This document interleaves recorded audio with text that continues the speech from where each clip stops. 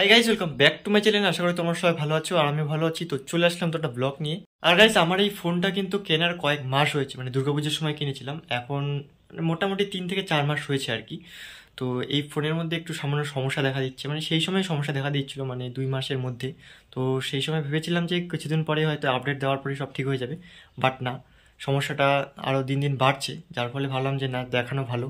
অনেক খোঁজাখুঁজির পর পেলাম অনেক দূরে, সেটা হচ্ছে বীরপাড়ার ওদিকে। তো আমাদের এই জলপাইগুড়ি শিলিগুড়ির মধ্যে কোনো জায়গায় নেই, আর ধূপগুড়ি এই সাইডেও নেই। তো একদম আছে ধূপগুড়ি ও সাইডে তোমার বীরপাড়াতে। তো সেখানেই আর কি যাবো আজকে।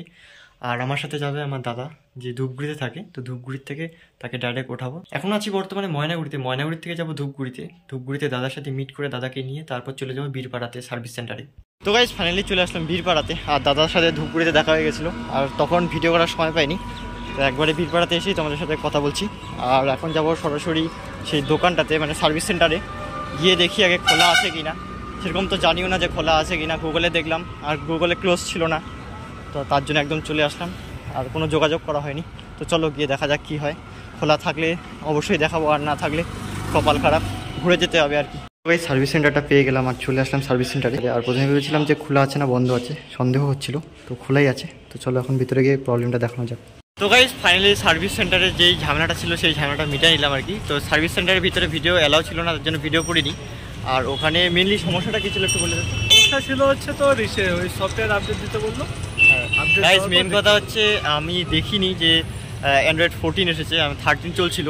আর নতুন ফোন কেনার পর কোনো আপডেটও পাইনি। তোকে আমি জিজ্ঞাসা বললাম না যে অ্যান্ড্রয়েড 14 আসছে।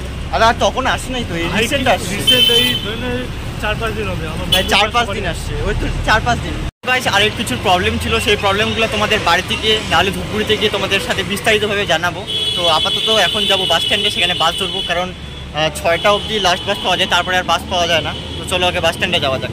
গাইজ, বীরপাড়া বাস স্ট্যান্ডে গিয়ে সেখানে ধূপগুড়ির বাস ধরে আর কি একদম চলে আসি ধূপগুড়িতে। আর ধূপগুড়িতে আসার পরেই প্রচণ্ড খিদে পাচ্ছিলো। তো তার জন্য চিকেন মোমো খাচ্ছি এখন। দাদা নিয়ে আসছে এখানকার ফেমাস দোকান।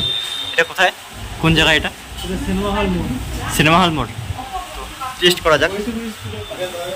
কি বৈরাতিগুড়ি স্কুলের পাশেই আর কি সিনেমা হলের এখানে। তো টেস্ট করা যাক কেমন বানিয়েছে। আমরা অর্ডার দিয়েছিলাম হচ্ছে ফুল প্লেট চিকেন মোমো। তো দাম পড়েছে আমাদের 60 টাকা। আর সাইজটা সেরকম একটা বড় না, বাট চলে যাবে। খাওয়া দাওয়া করে এখন জাস্ট দোকান থেকে বেরোলাম।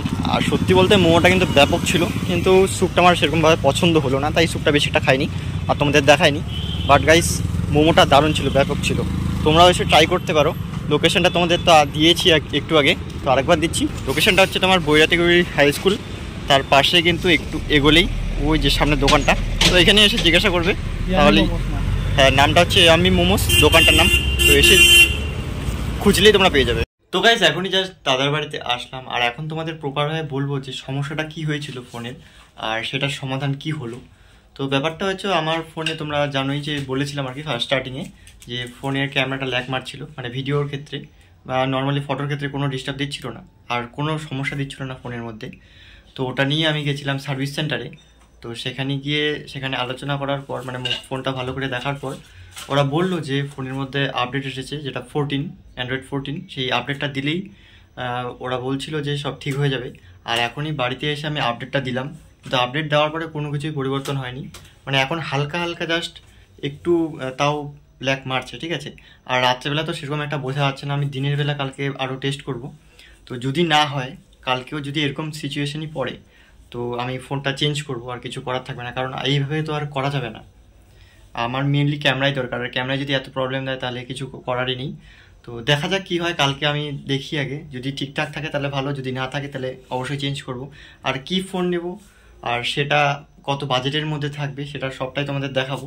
তো যাই হোক, আজকের ভিডিওটা আর বেশি বড় করব না। এর নেক্সট ভিডিওগুলো কিন্তু খুবই ধামাকাদার আসছে, অনেক ট্যুরে যাব। আর যাই হোক, আজকে ভিডিওটা এখানে আসলে তোমাদের ভালো লেগেছে। যদি ভালো লাগে তো লাইক করে দিও, চ্যানেলে নতুন থাকলে সাবস্ক্রাইব করে দিও। দেখা হচ্ছে পরে ভিডিওতে। Thank you so much for watching. By.